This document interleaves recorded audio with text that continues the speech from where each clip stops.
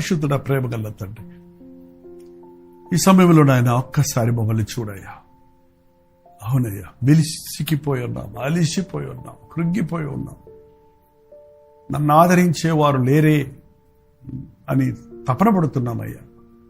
నీ మాటలు నన్ను ఆదరిస్తాయని, నీవు ఆదరణకర్తగా పరిశుద్ధాత్మను మాకు అనుగ్రహించావని మేము మరవకుండా నీ వాక్యాన్ని ధ్యానించేవారిగా ప్రతి ఉదయము వినుబుద్ధి పుట్టించు నాయన. విన్న వాక్యాన్ని ధ్యానించడానికి నీ కృపను మాకు దయచేయి.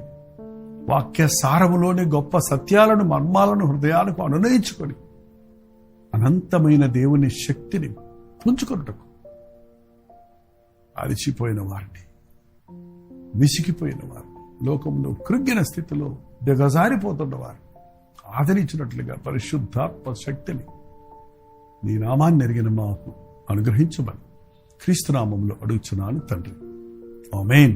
మన తండ్రి అయిన దేవుని యొక్క ప్రేమయు, కుమారుని అయిన క్రీస్తు యొక్క కృపయు, పరిశుద్ధాత్మ యొక్క ఆదరణయు మనొక్కొక్కరికి ఎప్పుడును సదాకాలమును అనుగ్రహించబడును గాక.